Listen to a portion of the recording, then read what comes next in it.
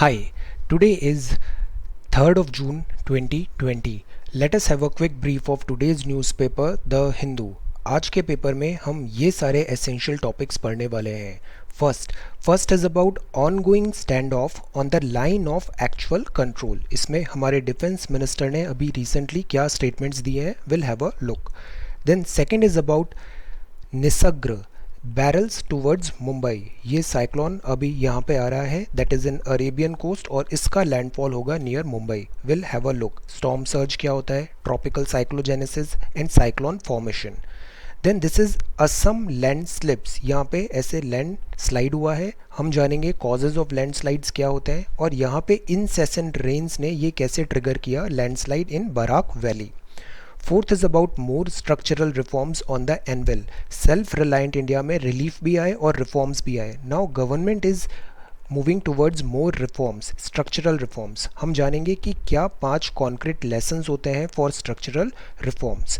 Then fifth is about mister Trump invites mister Modi for G7 meeting. G7 क्या है group और इसका अब एम्बिट एक्सपैंड करने का word, why they are trying to do that. Then कोविड-19 रैपिड जंप हो रहा है, नंबर ऑफ केसेस बहुत तेज़ी से बढ़ रहे हैं. Will also get to know about biomedical waste disposal. Seventh is about uneasy frontier robs Ladakh's herders of this posture. यहाँ पे हम पश्मीना शॉल एंड पश्मीना जो गोट्स होती है इनके बारे में जानेंगे, ये नोमैडिक हर्डर्स क्या होते हैं और will get to know. Then phishing menace. Phishing क्या होता है, cyber crime, digital illiteracy. Will get to know कि ये फिशिंग कैसे होता है और व्हाट वी शुड डू अगर हमारा ऐसा आइडेंटिटी थेफ्ट या फाइनेंशियल लॉस होता है तो. देन दिस इज़ मॉन्यूमेंटल हरी. यहाँ पे हम ये जो सेंट्रल विस्टा रिवैम्प है इसके बारे में एक बहुत अच्छा एडिटोरियल है, will have a look. Then monsoon bounty में हम बात करेंगे कि कैसे स्काईमेट और IMD दोनों डिफर थे मॉनसून के ऑनसेट की डेट पे. Why IMD needs to update और इसका रोल कैसे चेंज हो रहा है in changing world. Then 11th is about scripting a new narrative for COVID-19 control. Covid control और जो हमारी अप्रोच रही है ये हिट एंड मिस रही है. विल नीड टू सी कि हम इसमें अब आगे कैसे प्रोग्रेस कर सकते हैं, what should be the way forward. Multilateralism in the new cold war. 1945 world war 2 end हुआ तो एक कोल्ड वॉर स्टार्ट हुआ था USA और USSR में. अब जो एक नया वर्ल्ड बन रहा है स्पेशली पोस्ट कोविड-19, वहाँ पे मल्टीलैटरलिज्म होने वाला है और इंडिया यहाँ पे काफ़ी अच्छे से पोजिशनड है. विल सी कि हमें यहाँ क्या करना चाहिए. Then 13th is about the challenge of law enforcement post कोविड-19. 14th है seizing the moment at the WHO. अभी वर्ल्ड WHO एग्जीक्यूटिव बॉडी को चेयर करेगा इंडिया और ये अगेन बहुत अच्छी अपॉर्चुनिटी है. इन 5 एलिमेंट्स में India need to work, these all 5. Then world news में will talk about USA, China, world bank का statement, global economic prospects. Business में हम बात करेंगे इलेक्ट्रॉनिक्स इंसेंटिव स्कीम्स. ये 3 स्कीम्स अभी गवर्नमेंट ने लॉन्च की है, will have a look. Then indices and sugar production and natural rubber lower demand. So today we are going to talk about all these topics in next 35 to 40 minutes. But before that, let us have a look at today's vocabulary. पहला word है barrels मतलब जैसे ये cyclone है Nisarga, this barrels towards Mumbai मतलब drive fast हुआ है और ये आउट ऑफ कंट्रोल बहुत स्पीड से आगे बढ़ा है ये. देन इनंडेट मतलब जैसे ओवरवेल्म हो गया है. साइक्लोन में स्टॉर्म सर्ज होता है, समुद्र का पानी इनंडेट हो जाता है, फ्लड टाइप सिचुएशन आ जाती है कोस्टल एरिया में. मेनेस का मतलब है हैजार्ड है, डेंजर है, रिस्क है. हेज्ड मतलब होता है प्लॉटिंग करना, प्लॉटिंग अ प्लान, षड्यंत्र रचना, कॉन्स्पायर करना. देन बाउंटी का मीनिंग है रिवॉर्ड, प्राइज और सम अवार्ड. कोकूनिंग मतलब प्रोटेक्टिव कोटिंग. जैसे कोविड-19 के बैकड्रॉप में सीनियर सिटीजन्स जो हैं उनको कोकूनिंग करने की ज़रूरत है सो दैट हम उनको प्रोटेक्ट कर सकें इस कोविड-19 के थ्रेट से.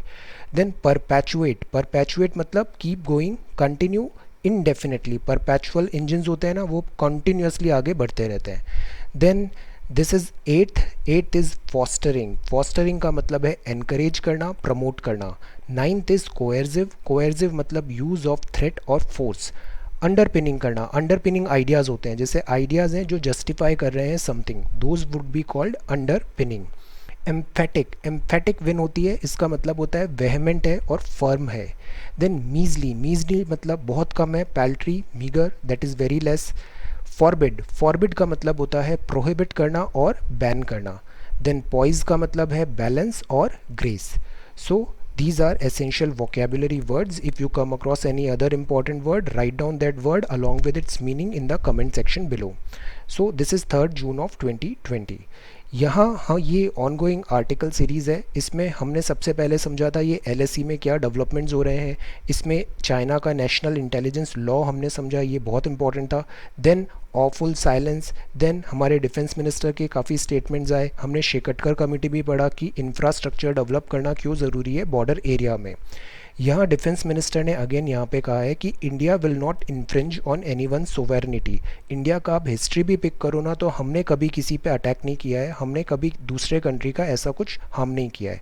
We would not infringe on anyone's sovereignty, but at the same time, India will not let anyone infringe on its sovereignty. हम खुद का नुकसान भी नहीं होने देंगे. China made significant deployment. Dialogue between military commanders had been going on daily. हमारा first priority ये होता है, और जो बॉर्डर एग्रीमेंट्स भी हैं हमारे, वो ये बताते हैं कि हम बॉर्डर ग्राउंड इश्यूज़ में ही उसको सॉल्व करना है, उसको एस्केलेट नहीं करते हैं. स्पेशली यहाँ ये लिखा है India will not infringe on any one sovereignty, but हम खुद का भी इन्फ्रिंज नहीं होने देंगे. स्टैंड ऑफ जो है ये इन एरियाज़ में है, Pangong Tso, Galwan Nala, hot springs in eastern Ladakh and Nakula in Sikkim. अब यहाँ पे ये बहुत अच्छी बात इन्होंने कहा है, मिस्टर शिव शंकर मेनन, ये फॉर्मर नेशनल सिक्योरिटी एडवाइज़र रहे. ही सेड दैट कि 2013 में भी ऐसे ही चैलेंजेस आए थे. We manage to ensure the exit of Chinese troops using both diplomatic भी और पॉलिटिकल प्रेशर भी. सो हमें अभी टू प्रोन्ज्ड स्ट्रैटेजी यहाँ पे रखना चाहिए. Diplomatic offensive, then resolve crisis after the PLA cross this LSE and pitched tents on Indian states back in 2013. और इसके पहले डोकलाम, अभी जो डोकलाम क्राइसिस हुआ था वहाँ भी हमारा सेम अप्रोच रहा है. Now the key to arriving at a successful outcome was public rhetoric जो होता है दोनों साइड में. चाइनीज़ भी वहाँ पे लोकल जनता, बट चाइनीज़ में तो काफ़ी ज़्यादा मीडिएशन हो जाता है और जो मीडिया है वो कर्टेल भी है. बट इंडिया में भी we need to keep this public rhetoric calm और steady, displaying strength and giving the adversary a way out which was our preferred solution. ये इन्होंने इस बात में कहा, और इनकी एक बुक है choices inside the making of India's foreign policy 2018, इसमें इन्होंने इस बात पे कहा था. So what we need to do is we need to have two pronged strategy. पहला हमारा एफर्ट होना चाहिए कि हम डिप्लोमेसी को एक चांस दें, डिप्लोमेसी को एक चांस दें. सेकेंड, डिप्लोमेसी उतना ही स्ट्रांगली वर्क कर सकती है अगर ये पब्लिक रेटोरिक काम, कंपोज्ड और रिस्पॉन्सिबल रहे. देन सेकेंड जो होना चाहिए वो होना चाहिए मिलिट्री कैपेबिलिटी बिल्कुल भी हमारी वीकन नहीं होनी चाहिए. We should strengthen our military capability. तो first give a chance to diplomacy, but at the same time strengthen बनाए हम अपनी मिलिट्री कैपेबिलिटीज़ को. जैसे जो शेकटकर कमेटी की बहुत सारी रिकमेंडेशंस हैं कि हमें बॉर्डर इंफ्रास्ट्रक्चर बहुत अच्छे से स्ट्रॉन्ग करना है. We need to be more vigil and more responsible. So strengthen करें अपनी मिलिट्री को, at the same time first priority दें डिप्लोमेसी को. This should be our two pronged strategy. अब जो सेकेंड है that is about Nisarga barrels towards Mumbai. ये क्या है? ये एक साइक्लोन है. 19 मई में जब साइक्लोन अलर्ट ओडिशा में आया था, we talked about this cyclone. Cyclone क्या होता है? एक लो प्रेशर एरिया होता है, लो प्रेशर एरिया होता है. और बिकॉज विंड क्या होती है, विंड लो प्रेशर एरिया को फिल करने की कोशिश करेगी. ये अर्थ है, अर्थ के चारों तरफ एक एटमॉस्फेयर है, एयर है. तो जहाँ कम प्रेशर है वहाँ पे सब जगह से विंड उसको फिल करने के लिए आती है. इसमें एक कोरियोलिस फोर्स भी लग जाता है.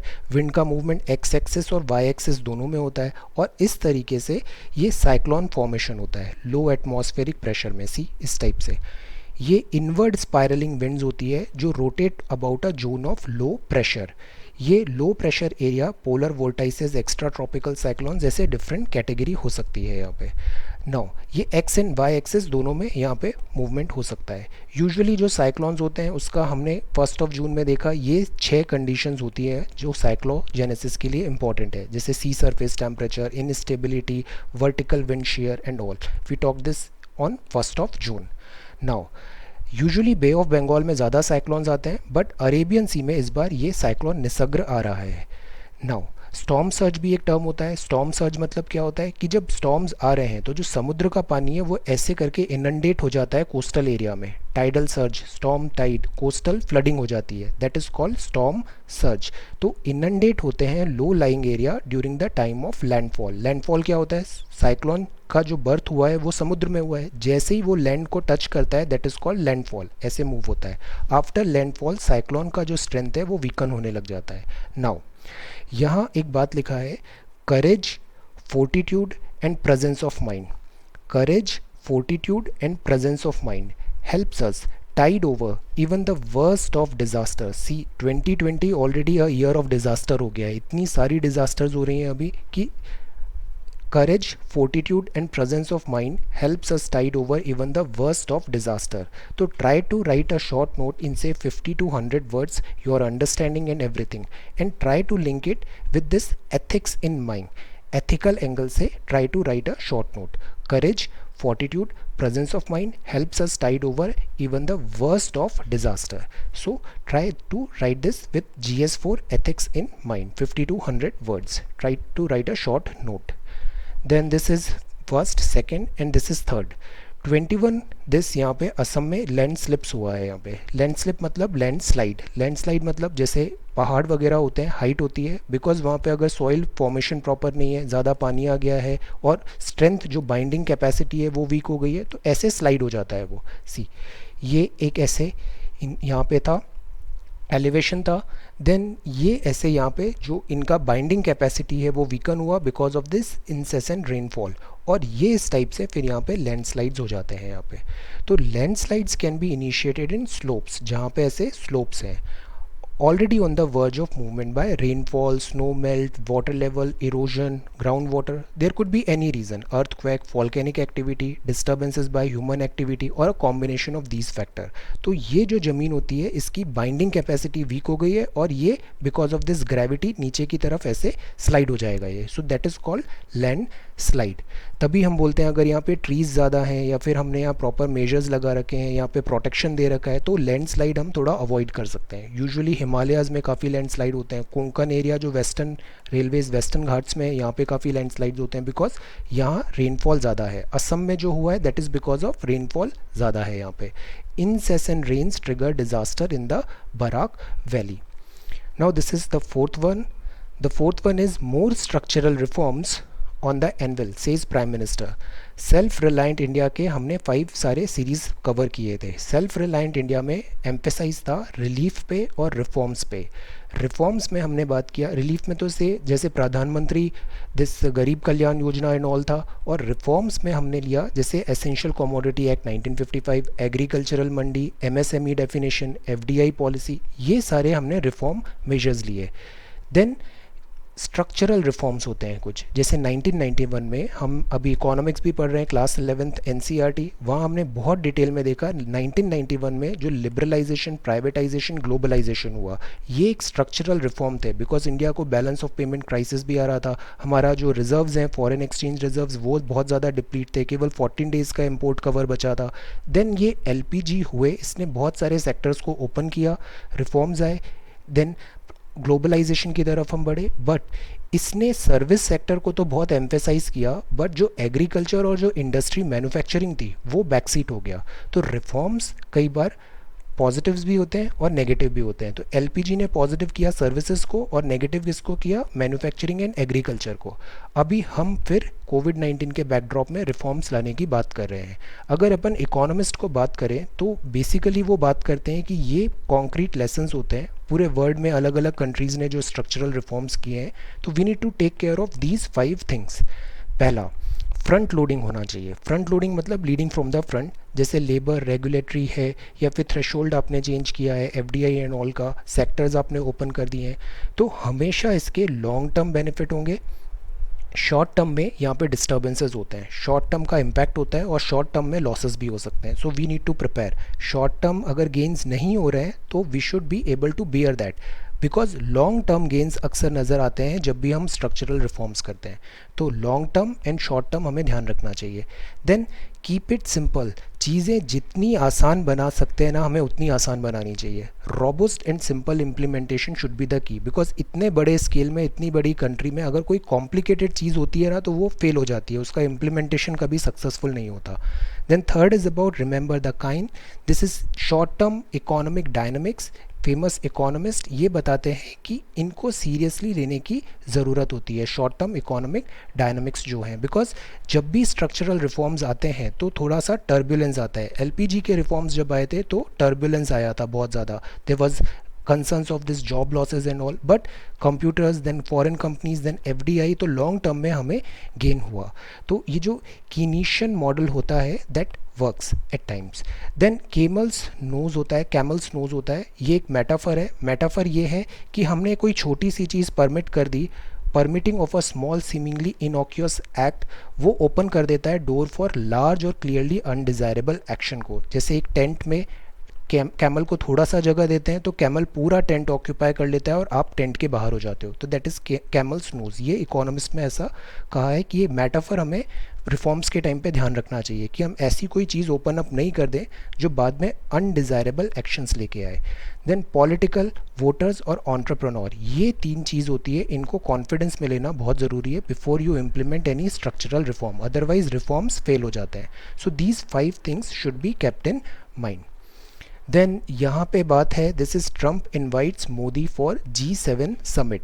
G7 समिट क्या है? ग्रुप ऑफ 7 है ये, इंटरनेशनल गवर्नमेंट इकोनॉमिक ऑर्गेनाइजेशन है, 7 लार्जेस्ट IMF की. USA, Italy, Germany, UK, Japan, Canada and France. 1975 में आया था. नाउ अभी mister Trump and mister Modi की बात में डिस्कशंस ओवर LSE हुआ. Expand the ambit of grouping की भी बात है. यहाँ पे दे टॉक्ड अबाउट कि G7 को हम रीडिज़ाइन कर सकते हैं, इसमें इंडिया जैसे कंट्रीज़ को भी हम इंक्लूड करें. परमानेंट पार्ट हो global high table at the G7, या फिर रीडिज़ाइन G11 बना दें इसे. नेक्स्ट 3 ईयर्स में India is expected to play a key role in global diplomatic arena. ये आगे आर्टिकल में हम बहुत डिटेल में देखेंगे. वर्ल्ड मल्टीलैटरलिज्म में इंडिया का रोल बहुत बढ़ने वाला है. WHO क्रूशियल रिस्पॉन्सिबिलिटी अभी इंडिया में आएगी. इंडिया में डॉक्टर हर्षवर्धन अभी चेयर करने वाले हैं यहाँ पे. Will have a look. Then this is 6th one. ये बात है रैपिड जंप हुआ है. कोविड-19 के केसेस देखिए कितना तेज़ी से अब बढ़ रहे हैं. 7 डेज़ में 1.5 लाख से 2 लाख हो गया. Number of cases are on rise. और फ्रंट लाइन वर्कर्स जो हैं ये भी काफ़ी ज़्यादा एक्सपोज हो रहे हैं. ICMR जो है इसने डिनाई किया है कि हम अंडर रिपोर्टिंग नहीं कर रहे हैं, अनलाइक चाइना में नंबर ऑफ़ केसेस स्टैग्नेंट हो गए, बट इंडिया में ऐसा नहीं है. हम अंडर रिपोर्टिंग नहीं करते हैं, हाइड नहीं कर रहे हैं चीज़ों को. कंट्री फार फ्रॉम पीक है, अभी पीक नहीं आया है. This is rising. Antiviral drug यहाँ पे रेमडेसिविर जो है इसको इमरजेंसी यूजेज के लिए अलाउ किया जाएगा. फोकस अभी है रैंप अप टेस्टिंग में और मेडिकल एसेंशियल्स लाने के लिए. मीनवाइल रिकवरी रेट है वो इंडिया में बेटर हो रही है. पर्सन इन्फेक्ट हो रहे हैं बट वो रिकवर भी हो रहे हैं. Then biomedical waste disposal. ये क्या है? ये बायोमेडिकल वेस्ट डिस्पोजल है. Moving medical waste from this hospital. ये बायोमेडिकल वेस्ट है, ये एक बहुत बड़ा मेनेस है, बहुत बड़ा चैलेंज है. Write a short note in 50 words से on this biomedical waste disposal and its challenge. Specially जैसे कोविड-19 में जो वायरस एंड ऑल है, कहीं इसका प्रॉपर डिस्पोजल ज़रूरी होता है, otherwise we help in spreading this virus. So this is number 7. Number 6. Now this is number 7. Uneasy frontier robs Ladakh's herders of pasture. ये क्या होते हैं? ये नोमैड्स होते हैं. जैसे ये एक चांगपा शेपर्ड है, पश्मीना गोट को near village in Leh district of Ladakh में है. These are nomads. Class 9th में चैप्टर 5 में हमने बहुत डिटेल से ये सारे नोमैड्स समझे थे.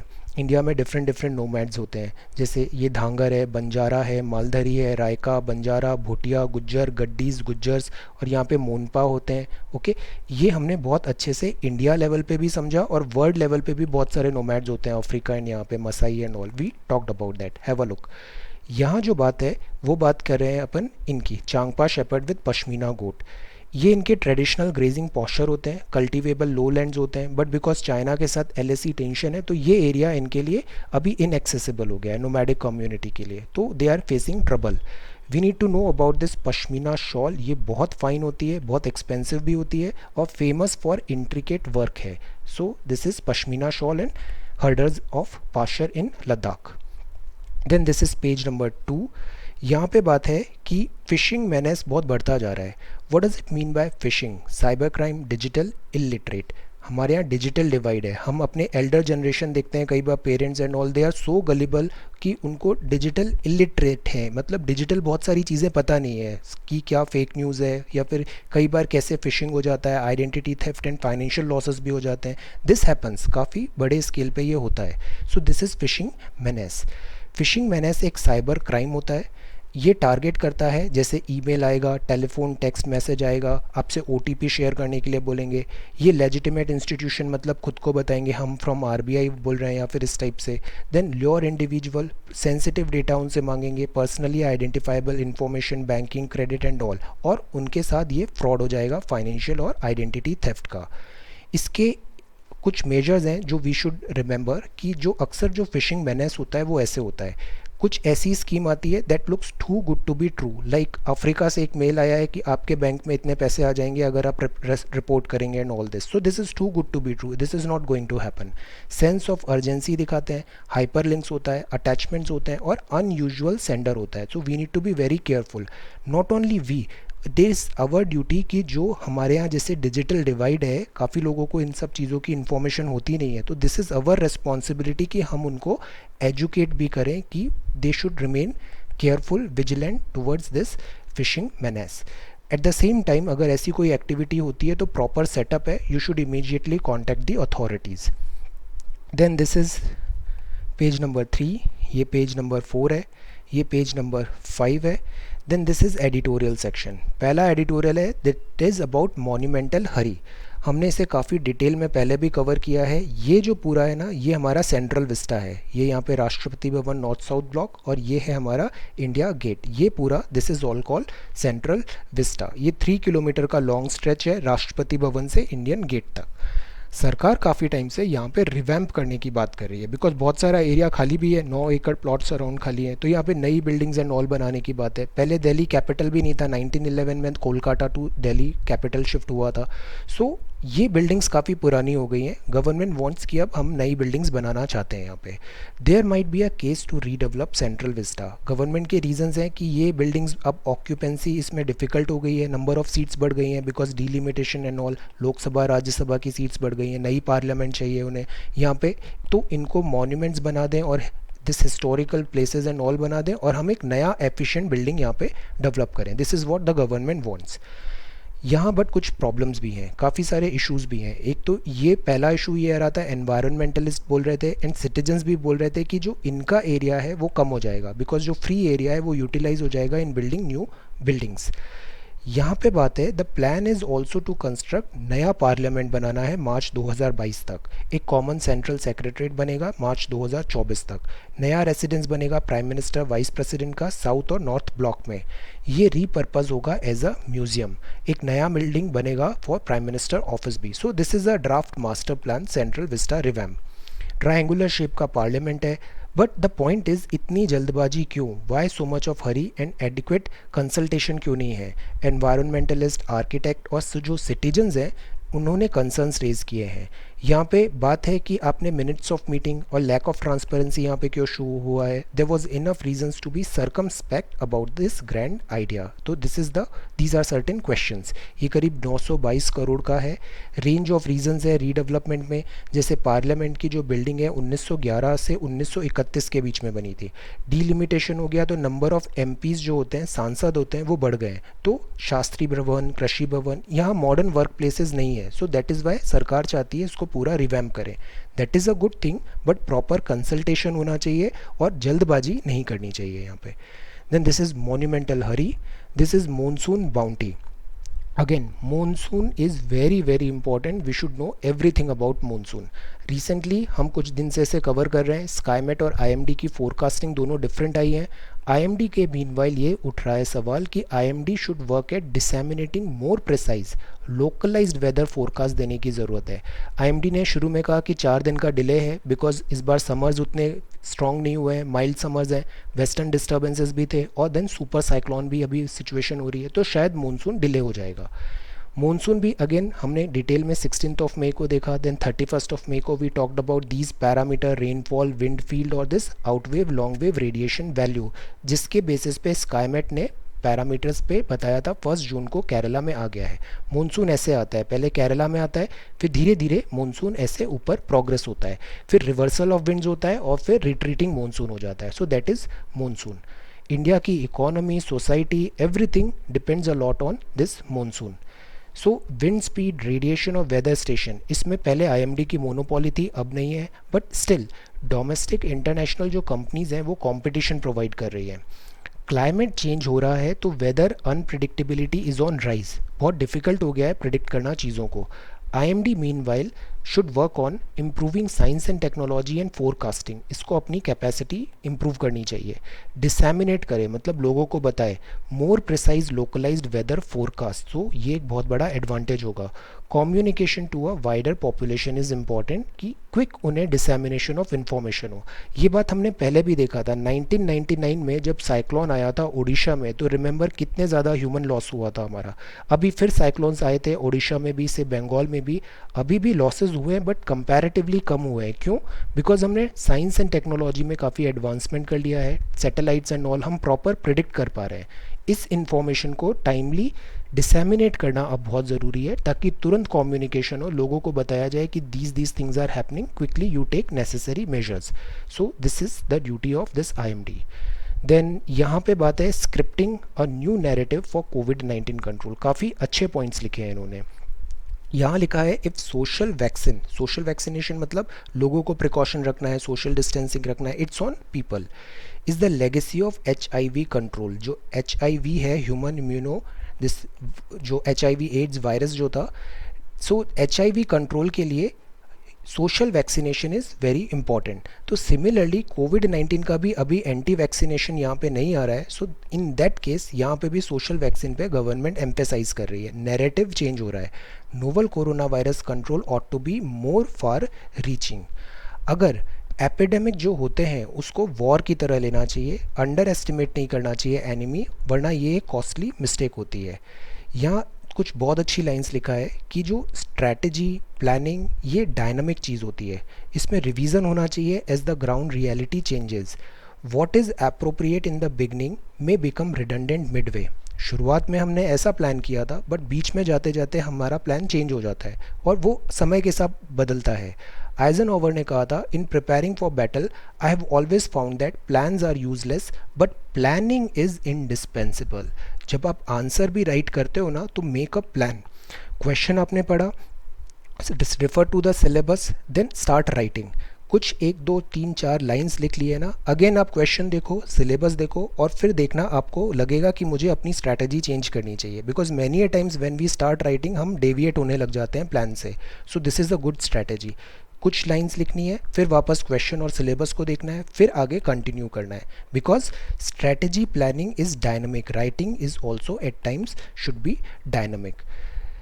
चेक फॉरेन इंपोर्ट, हमें ये देखना चाहिए था शुरुआत में, एयरपोर्ट्स पहले ही लॉकडाउन कर देने थे, हमने नहीं किए। टेस्टिंग स्ट्रेटेजी हमारी फ्लॉट थी कई जगह। कम्युनिटी स्प्रेड हम बहुत टाइम तक डिनाई करते रहे, ट्रुथ को एक्सेप्ट नहीं किया।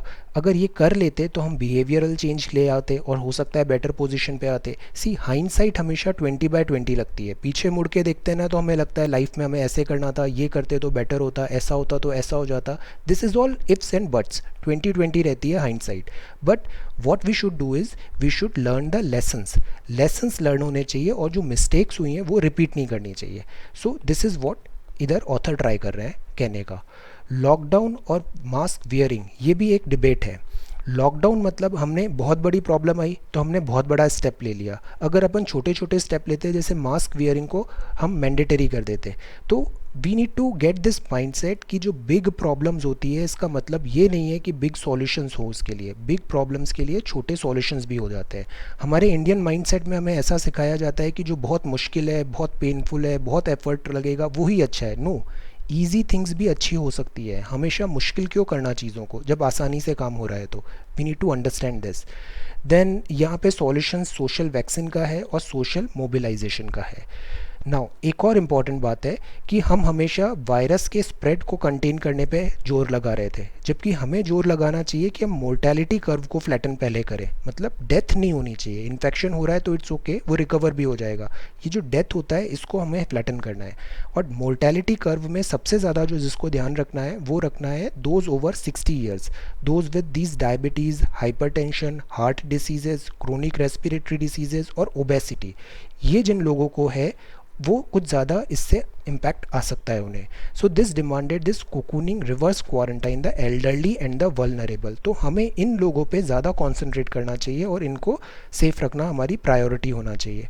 तो this is what the author is trying to say कि जो बड़ी बड़ी प्रॉब्लम होती है उसका बड़ा बड़ा सॉल्यूशन ज़रूरी नहीं है, छोटी छोटी चीज़ों से भी आसान हो जाती है चीज़ें। You are preparing for this say UPSC, ये बहुत बड़ा एग्जाम माना जाता है।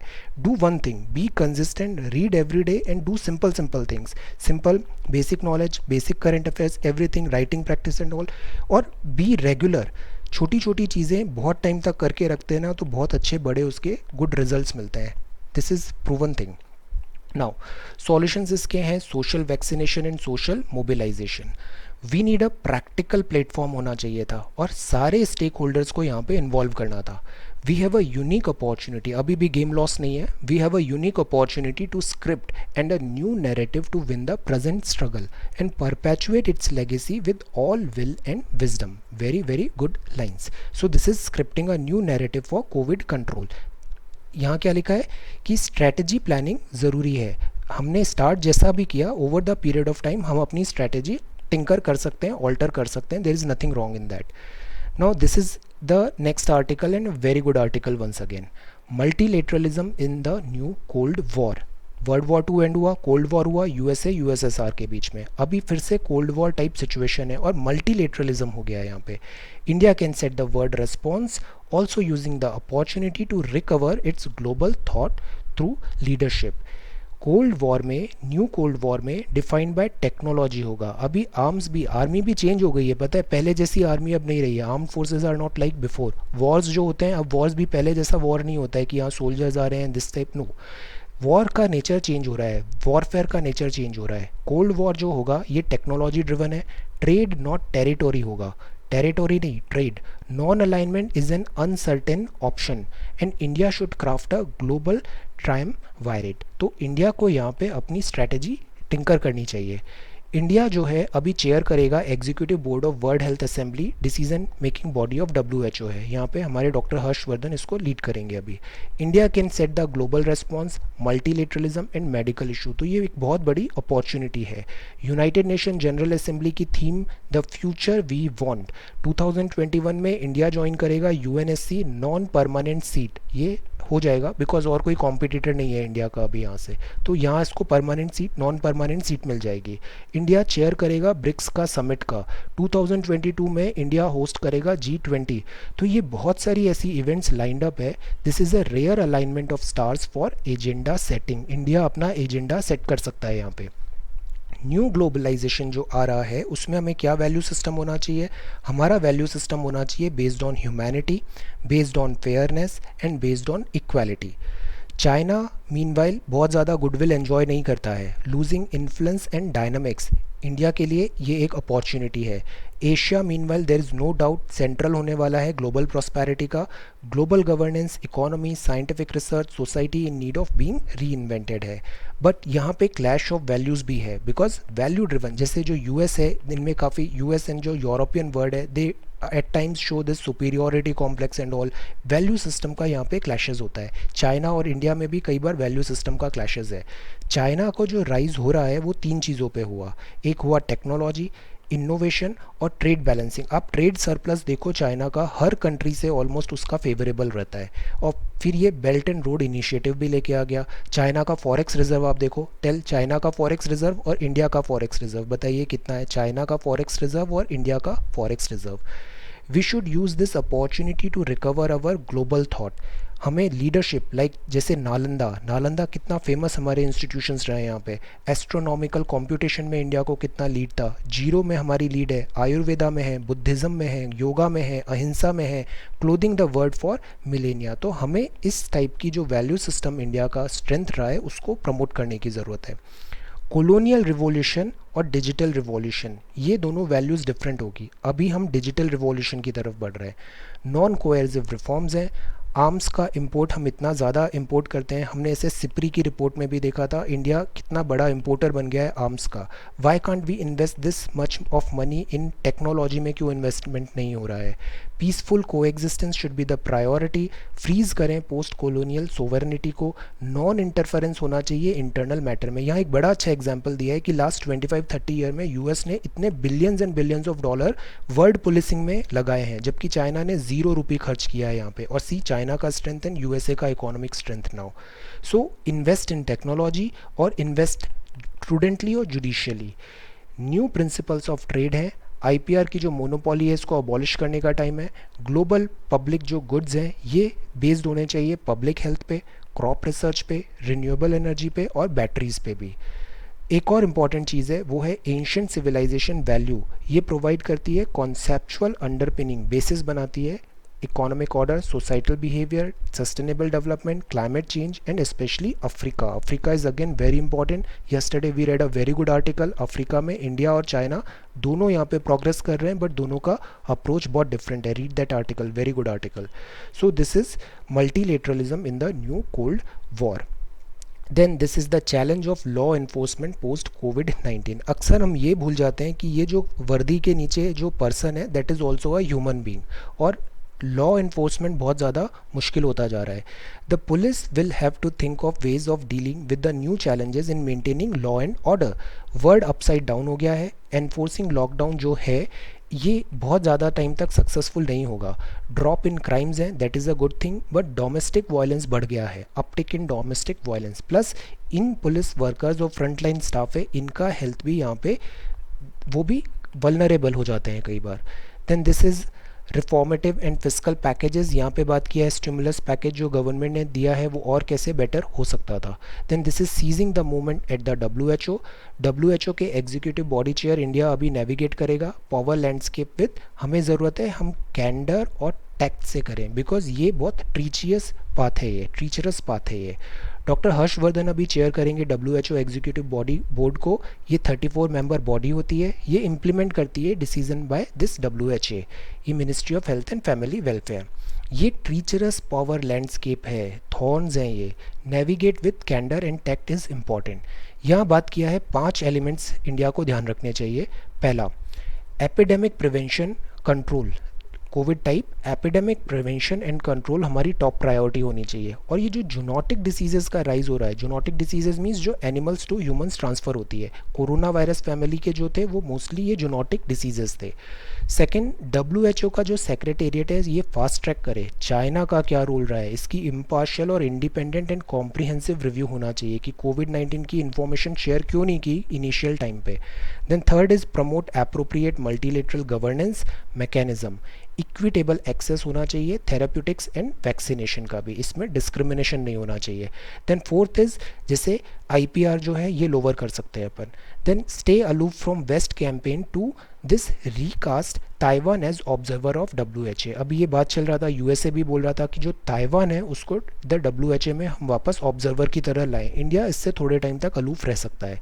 Then fifth is about permanent global ban on the consumption and trade of wild animal. ये जो वाइल्ड एनिमल्स का कंजम्पशन है स्पेशली से in China and this South East Asian countries, ये काफ़ी ज़्यादा कंजम्पशन होता है और इससे जूनोटिक डिसीजेज़ भी कई बार ह्यूमंस में आ जाती हैं। चाइना में जैसे वुहान, हुबई प्रोविंसेस में आप देखो animal market and all. So biodiversity loss भी है और इससे जूनोटिक डिसीजेस का भी थ्रेट है। तो ये कुछ 5 एलिमेंट्स हैं जो इंडिया ध्यान रख सकता है जब वो अभी हम जब चेयर करेंगे डब्ल्यूएचओ एग्जीक्यूटिव बोर्ड को। Then this is seizing the moment at the WHO. States begin to unlock, यहाँ पे नंबर अब अच्छे नहीं आ रहे हैं। दिस इज़ रेमडेसिविर क्लियर हो गया है फॉर इमरजेंसी यूज़ के लिए। Then this is BSF firing range जो यहाँ पे हम बना रहे थे दैट वाज इन त्रिपुरा, यहाँ पे अभी क्वेश्चंस उठ रहे हैं because of this Bru settlement and all. Then यहाँ पे बात है again डिस्पैंग tensions Eeco 2013 stand of. Opportunities हैं, opportunities coded solution to covid problems, employment, this job, everything the world is changing after this covid. Packaging, power and poise. And then this is world news. World news में पहला है USA. USA में again अभी racial tensions के कारण काफ़ी ज़्यादा protest चल रहे थे। यूएसए ने कहा Trump threatens to use military in cities अगर ये कंट्रोल नहीं हुआ तो। देन चाइना यहाँ पे बोल रहा है कि चाइना पे एक्चुअली ये एलिगेशंस हैं कि it kept WHO in the dark with delayed release of की वायरस डेटा। बहुत टाइम तक इसने डेटा रिलीज़ नहीं हुआ। इस बात पे शी जिनपिंग की लीडरशिप पे भी सवाल उठ रहे हैं। Set on crucial information costing the world valuable time. Time पे हम एक्शंस नहीं ले पाए। And a stitch in time saves 9। A stitch in time saves 9। Wuhan lab पे सवाल उठ रहे हैं। बायो वेपन बनाया, ट्रेड का यूज़ किया, ऐसे बहुत सारे सवाल हैं। चाइना से पूरा वर्ल्ड अभी बहुत ज़्यादा थोड़ा एंग्री चल रहा है। देन वर्ल्ड बैंक की न्यूज़ है। वर्ल्ड बैंक में ये जो रिपोर्ट आती है इनकी ग्लोबल इकोनॉमिक प्रॉस्पेक्ट्स, इसमें इन्होंने बताया डेविड मालपास की इमर्जिंग मार्केट्स जो हैं और जो डेवलपिंग इकोनॉमीज़ हैं ये काफ़ी वल्नरेबल हैं बिकॉज ऑफ कोविड-19 and lockdown and this recession type of situation. Poverty और unemployment is on rise. Class 11th NCERT हमने डिटेल में समझा पोवर्टी इतना बड़ा चैलेंज क्यों है, types of poverty, poverty line and etcetera, और अनएम्प्लॉयमेंट भी इतना बड़ा चैलेंज क्यों बन रहा है, open unemployment, disguised unemployment and all. So this is a challenge सारे इकोनॉमिस्ट एंड वर्ल्ड लीडर्स के लिए। Then this is business section. Electronics incentive scheme यहाँ पे लॉन्च हुआ है। यूनियन मिनिस्टर ने यहाँ पे अनाउंस किया। 3 स्कीम्स हैं यहाँ पे। एक है प्रोडक्शन लिंक्ड इंसेंटिव। प्रोडक्शन में सरकार हेल्प करेगी, इसमें इतना आउटले है, इतना इसका आउटले है। कंपोनेंट मैन्युफैक्चरिंग स्कीम है, उसका आउटले इतना है। और मॉडिफाइड इलेक्ट्रॉनिक्स मैन्युफैक्चरिंग क्लस्टर्स हैं, क्लस्टर्स बनाएंगे। ये 3 अभी स्कीम्स हैं।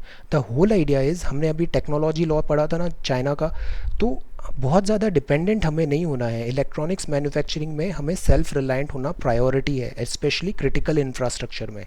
इलेक्ट्रॉनिक्स इंसेंटिव स्कीम्स लॉन्च, और इससे हमारा फॉरेक्स रिजर्व को भी हेल्प होता है। बहुत ज़्यादा इंपोर्ट में पैसा नहीं लगता है बिकॉज हम इतने सारे इलेक्ट्रॉनिक्स से चाइना से इंपोर्ट कर रहे हैं, मोबाइल्स, एवरीथिंग एंड ऑल। ये बहुत ज़्यादा हमारा पैसा यहाँ पे ड्रेन भी हो रहा है।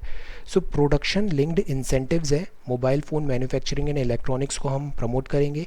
ये स्टेप्स हैं टुवर्ड सेल्फ रिलायंट इंडिया।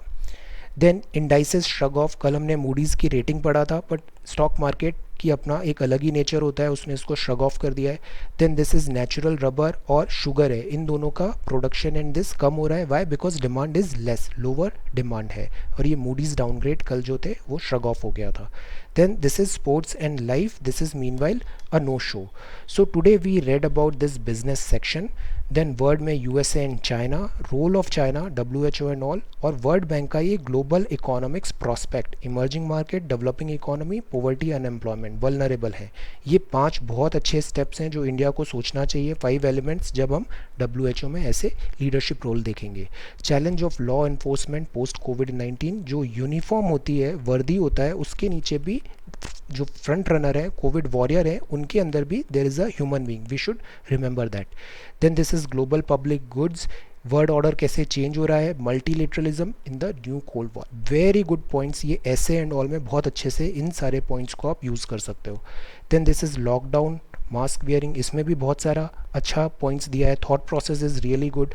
जो प्लान होता है ना, ये डायनामिक होना चाहिए, स्टैटिक नहीं होना चाहिए। जैसे चीज़ें बदल रही है, इवोल्यूशन उसका होना चाहिए। और difficult is not always good, ऐसा हमारा मेंटेलिटी होता है कि हमें केवल मुश्किल चीज़ें ही अच्छी लगती है। नो, ईजी चीज़ें भी उतनी इफेक्टिव हो सकती है, go easy. Then this is monsoon bounty, और ये है सेंट्रल विस्टा रिवैम्प, नए challenges. This is fishing menace, we need to educate the people, हमें आसपास सबको लिटरेट करना है, एजुकेट करना है कि ये फिशिंग मेनेस से सेफ गार्ड हो सके। This is uneasy frontier robes, ये सारे नोमैड्स एंड ऑल है, क्लास 9 चैप्टर 5 में ये सारे बहुत डिटेल्स में मैंशनड है। ऑल दीज रीजंस क्या होता है इनका and everything very beautifully explain. Then this is biomedical waste disposal challenge. Try to write a short note. Biomedical waste disposal, ये बहुत बड़ा थ्रेट बन रहा है, प्रॉब्लम बन रहा है इस कोविड-19 के बैकड्रॉप में। देन G7 मीटिंग, ये स्ट्रक्चरल रिफॉर्म्स हैं, ये lessons we should remember. Structural reform, ये असम का लैंड स्लिप है। And this is storm surge and this Nisarga, इसमें courage, fortitude and presence of mind, ये बड़े इंपॉर्टेंट वर्ड्स हैं। Courage, fortitude and presence of mind help us tide over even the worst of disaster, किसी भी मुश्किल से ये 3 चीज़ें हमें हेल्प करता है टू रिकवर। देन LAC में चैलेंजेस क्या हैं और वे फॉरवर्ड क्या हो सकता है। एंड ये बहुत इन्होंने अच्छी बात कही है, जैसे 2013 में भी हमने किया था, तो टू प्रोन्ज्ड स्ट्रैटेजी करें, give diplomacy a chance, strengthen military capability, दोनों को साइड बाय साइड हमें करना है। और जो पब्लिक रेटोरिक है इसको भी काम रखने की ज़रूरत है, जैसे नेपाल केस में भी हमने देखा ये पब्लिक रेटोरिक और ये वर्बल एक्सचेंज जो होता है ये ज़्यादा बेनिफिट नहीं करता है, नुकसान ज़्यादा करता है ये। Then this is ongoing standoff, and this is 3rd of June 2020. So thank you so much for watching this video. Take care, study well, and be safe.